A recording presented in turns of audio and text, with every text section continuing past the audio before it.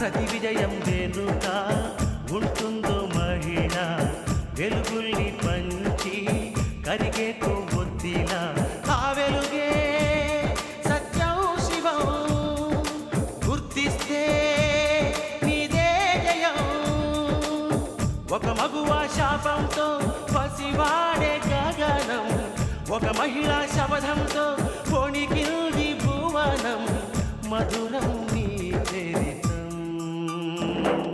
సాహసమే నీ ఆయుధం సాధించే నీ ఆశయం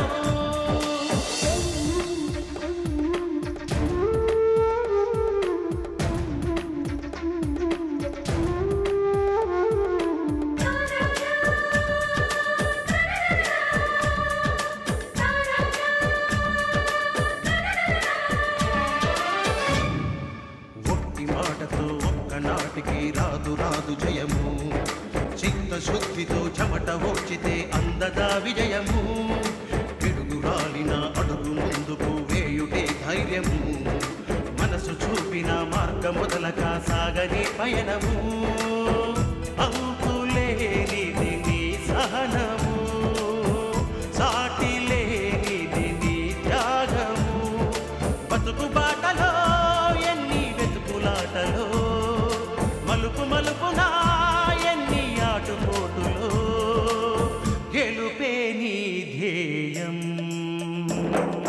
సాహసమే నీ ఆయుధం సాధించే నీ ఆశయం సాహసమే నీ ఆయుధం సాధించే నీ ఆశయం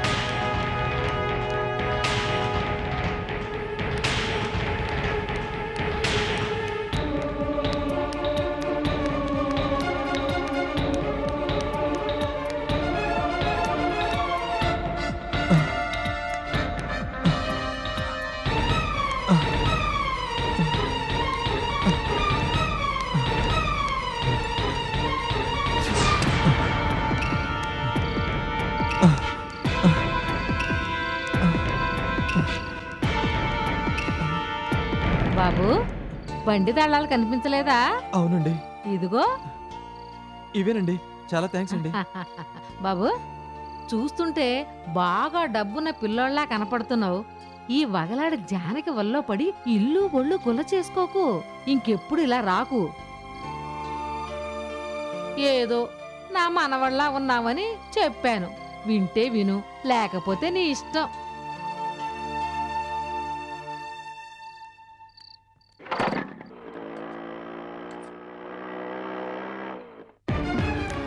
ఏం జరిగింది బాలాజీ? ఎందుకు ఇలా తీసుకొచ్చావు? కొంప మునిగిపోయింది వదినా. అంటే జానకి జానకి జానకి చనిపోయింది. అవును వదినా, దారుణంగా చనిపోయింది. ఎవరో చంపినట్టుగా రక్తపు మడుగులో పడి ఉంది. అక్కడికి నువ్వెందుకు వెళ్ళట్టు? ఇందు గురించి. ఇందు అక్కడ ఉండడం ఏంటి బాలాజీ? కోరిన డబ్బిచ్చి జానకి ప్రాబ్లం సాల్వ్ చేస్తానని నీకు మాటిచ్చానుగా. మీ విషయాల్లో కలుగు చేసుకోవద్దని అనిత నాతో పెద్ద గొడవ పెట్టుకుంది. మనిద్దరిని అనుమానించింది కూడా. అందుకని నా బాధ్యత ఇందుకు అప్పచెప్పాను. జానకిమ్మని డబ్బిచ్చి పంపాను. సాయంత్రం అనగా వెళ్ళిన ఇందు ఇంతవరకు ఇంటికి రాలేదు. ఏమైందో తెలుసుకుందామని జానకి ఇంటికి వెళ్తే జానకి డెడ్ బాడీ కనిపించింది.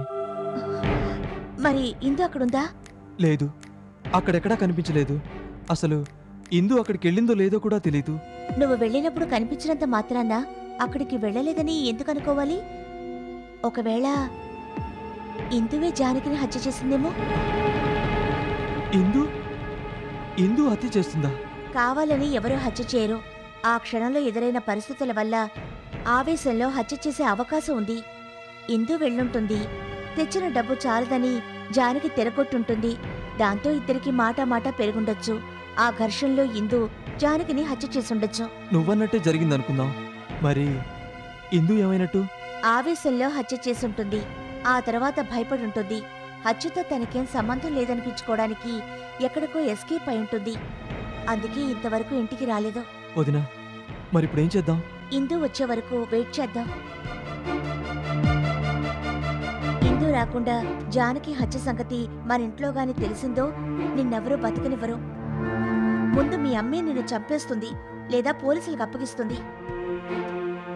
అందుకని నీకేం తెలియనట్టు, నువ్వేం చూడనట్టు ఉండు. ఇందు వచ్చాక, అక్కడ జరిగిందేంటో తెలిసాక ఏం చేయాలన్నది అప్పుడు ఆలోచిద్దాం. వెళ్ళు.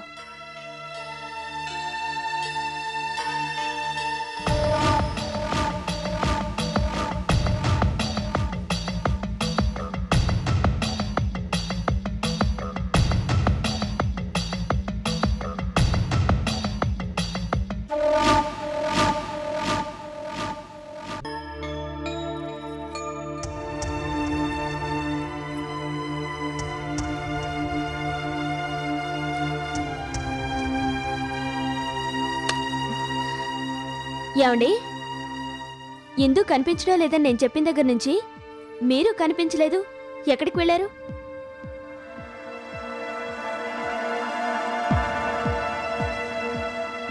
అడిగేది మిమ్మల్ని కాదన్నట్టు ఎటో చూస్తారేంటి? ఎక్కడికి వెళ్ళారు చెప్పండి. ఇందు ఇంకా రాలేదు కదా, వెతుకుదామని వెళ్ళాను. దారిలో ఫ్రెండ్ కనిపించి గుళ్ళో ఇందుని చూసినట్టు చెప్పాడు. దాంతో గుడికెళ్ళాను. అక్కడ కనిపించకపోయేసరికి ఆ చుట్టుపక్కలంతా వెతికాను. ఎంత వెతికినా ఇందు జాడ తెలియలేదు. తిరిగి వచ్చేసరికి ఇదిగో ఈ టైం అయింది. సాయంకాలం అనగా వెళ్ళిన ఇందు ఇంకా ఇంటికి రాలేదంటే చాలా చిత్రంగా ఉందే. మొన్న మావయ్య గారు కనిపించకుండా పోయేసరికి మనం పడ్డ బాధ, టెన్షన్ అంతా ఇంత కాదు. మావయ్య క్షేమంగా ఉన్నారని తెలిసేసరికి ఇదిగో ఇవాళ ఇందు మాయమైంది. ఎంత ఆలోచించినా ఏం అర్థం కావడం లేదు.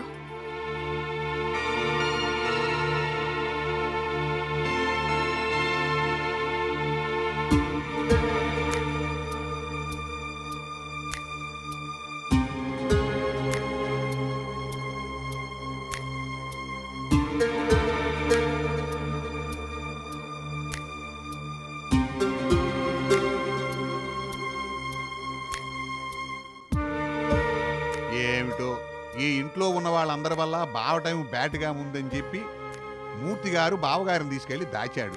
కానీ ఇప్పుడు ఇంట్లో వాళ్ళ టైమే బ్యాడ్గా ఉందని అనిపిస్తోంది. ఒకరోజు బాగుంటే ఇంకో రోజు ఏదో సమస్య. అది తీరింది కదా అనుకుంటే కొత్త రకం బాధ. ఈ ఇంట్లో ఏ రోజు ఏ ఒక్కరూ సుఖంగా ఉన్నట్టు అనిపించటం లేదు. ఇదంతా ఏమిటో, దేనికొచ్చిందో ఏమీ అర్థం కావడం లేదు. అడుగో మన గాడ్ ఫాదరు జ్యోతిష శిఖామణి జాతకరత్న మూర్తి గారు భార్యా సమేతంగా పార్వతీ పరమేశ్వరులాగా వేంచేస్తున్నారు. ఆయన ఏమన్నా మన మీద దయ తలుస్తాడేమో చూద్దాం. ఏమిటి, ఇందు ఇంకా రాలేదా? వస్తే ఇలా ఎందుకుంటాం? కంటి మీద కునుకు లేకుండా కట్టుకొని రాత్రంతా అందరం జాగారం చేశాం. అమ్మా శాంతి, ఇక ఆలస్యం చేయొద్దు. వెంటనే పోలీస్ కంప్లైంట్ ఇవ్వడం మంచిది.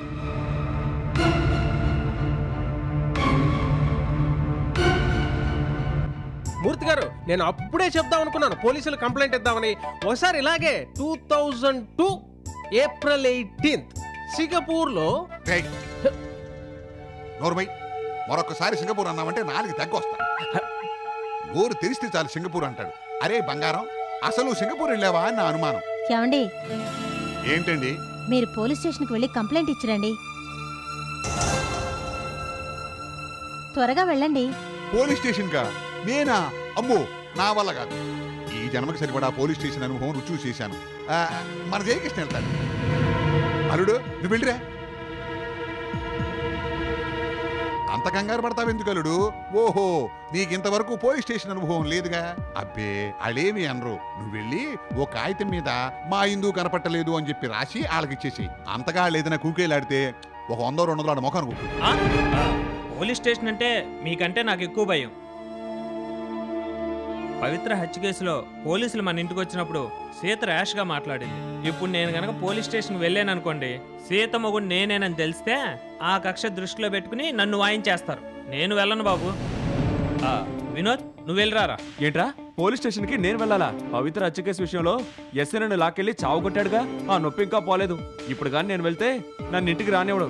ఆ ఎస్ఐ ఏదో కేసు బనాయించి సెల్లోనూ కూర్చోబెడతాడు. ఏ పోలీస్ అనుభవాలు లేనివాడు బాలాజీ ఒక్కడే. రే బాలాజీ నువ్వు వెళ్ళరా. ఏంటి చిన్నల్లుడు, వయసులో ఉన్నవాడివి అట్ట దడుస్తావేంటి? పైగా గుడుకు రక్తం దుడుకుతనం ఉన్నవాడు అని చెప్పి మీ నాన్న ఎప్పుడు పొగుడుతుండేవాడు. అధైర్యపడమాక ధైర్యంగా బయలుదేరు. అరే మణి, చిన్నబాబు గారు, బాలాజీ బాబు గారు పోలీస్ స్టేషన్ బయలుదేరుతున్నారు. కారు సిద్ధం చేయి, బయలుదేరు. శోభం. పోలీస్ స్టేషన్ కాదు కదా, ఆ చుట్టుపక్కల కూడా నేను వెళ్ళను. రే వినోద్ నువ్వే వెళ్ళిరా. నేను వెళ్ళలేక నేను వెళ్ళమంది, నన్ను వెళ్ళమంటావేంటి? అనవసరంగా గొడవ పడకుండా ఎవరో ఒకరు వెళ్ళరండి. నువ్వు వెళ్ళడానికి ఏమైంది? రే ఆపండ్రా. పోలీస్ స్టేషన్ అంటే భయమని వంకపెట్టి ఎవరి మటుకు వాడు తప్పించుకోవాలని చూస్తున్నారా? ఒక్కగానొక్క చెల్లెల కోసం ఆ మాత్రం చేయలేరా? మిమ్మల్ని నమ్ముకుంటే ఏ పని జరగదు. అన్నయ్య మన ఇద్దరం వెళ్ళొద్దాం పదా.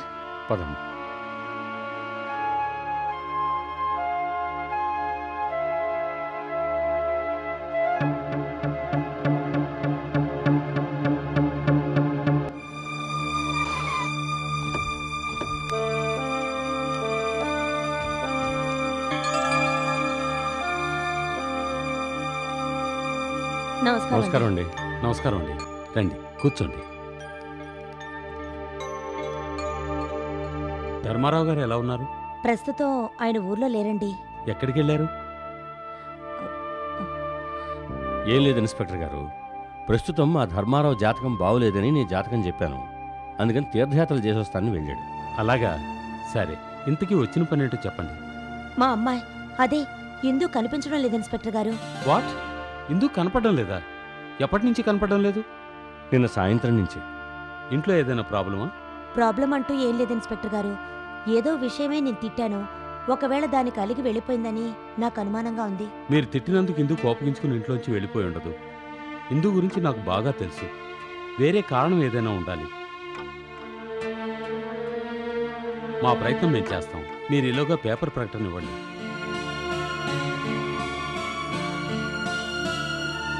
అలాగే ఇన్స్పెక్టర్ గారు.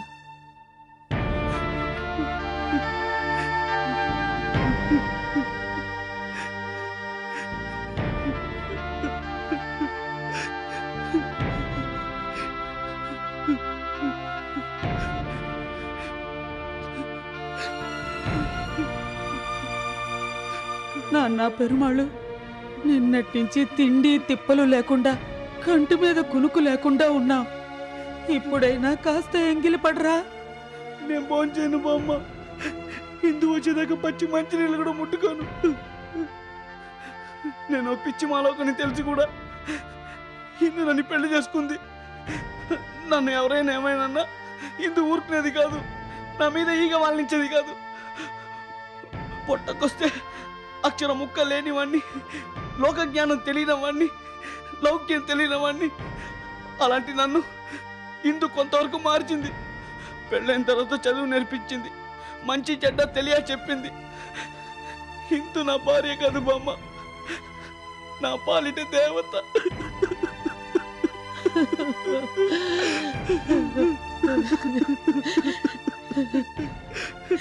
బామ్మ, సలగాలకు మంత్రి, ఆదరణలో తల్లి అని భార్య గురించి నువ్వు ఏవేవో చెప్పావు కదా బామ్మ, అవన్నీ ఇందులో ఉన్నాయి. అలాంటి నా ఇందు కనిపించకుండా పోతే నాకు బాధగా ఉంటుందా బామ్మ? నేను బాధపడకూడదా బామ్మ?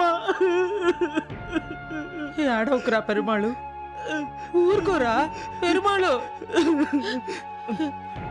బామ్మ, నా ఇందు వస్తుందా బామ్మ? నా ఇందు వస్తుందని నీ నోట్తో చెప్పు బామ్మ. వస్తుందిరా. వస్తుందా బామ్మ? తప్పకుండా ఇందు తిరిగి వస్తుందా? బామ్మ నేను గుడికి వెళ్ళి దేవుణ్ణి మొక్కొస్తానే. వస్తాను బామ్మ. కొంచెం పాలు తాగరా? వద్దు బామ్మ.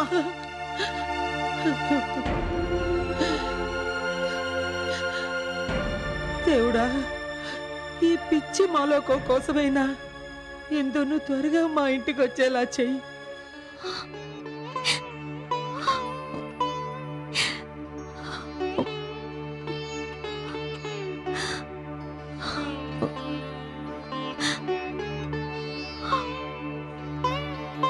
వదినా, వదినా, నా కూతురు నేనే దూరం చేసుకున్నాను.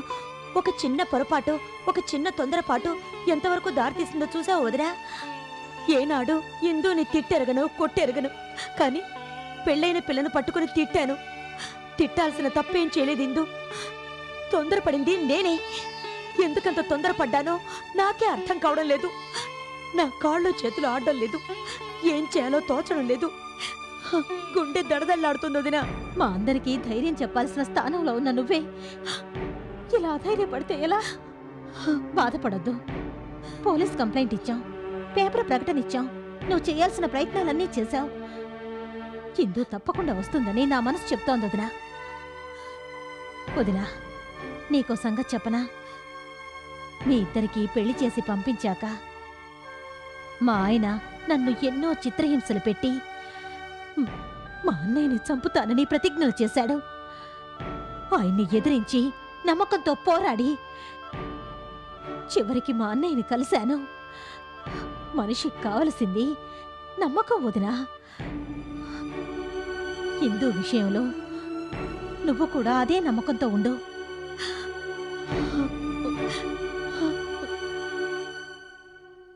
ఏమండి, టిఫిన్ రెడీ చేసి పెట్టాను రండి. ఏమండి, పిలుస్తున్నది మిమ్మల్ని, వచ్చి టిఫిన్ చేయండి.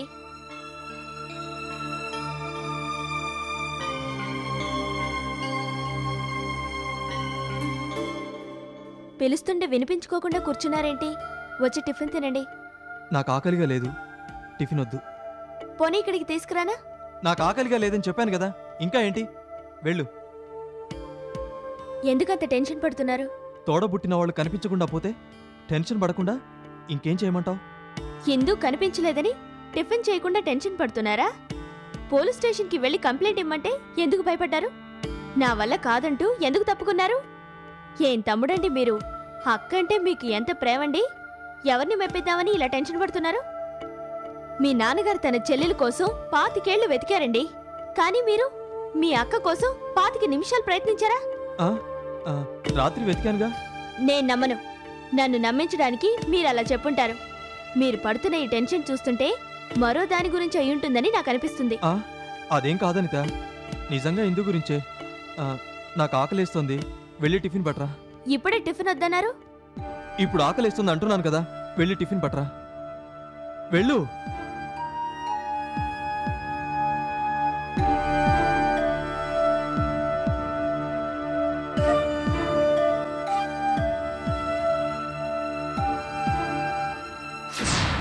ఏంటి, నిజం చెప్పేస్తావా?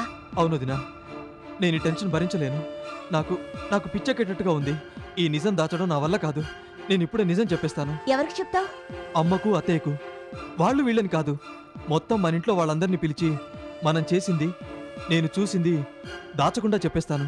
నేను చెప్పింది ఏమిటి, నువ్వు అంటున్నదేమిటి? నిజం చెప్పేస్తావా? మీ అమ్మగారు, మూర్తి గారు పోలీస్ స్టేషన్కి వెళ్ళి కంప్లైంట్ ఇచ్చారు. పేపర్లో ప్రకటన ఇమ్మంటూ ఇన్స్పెక్టర్ మీ అమ్మగారికి సలహా ఇచ్చారట. మీ మామగారు ఇప్పుడు ఆ పనిలోనే ఉన్నారు. మీ అమ్మగారి పేరిట పేపర్లో వచ్చిన ప్రకటన ఇందు తప్పకుండా చూస్తుంది. లేదంటే ఇందుని చూసిన వాళ్ళెవరైనా ఇందు గురించి మనకి తెలియజేస్తారు. మళ్ళీ మళ్ళీ చెప్తున్నాను, ఇందు వచ్చేంత వరకు నువ్వు నోరు విప్పడానికి వీల్లేదు.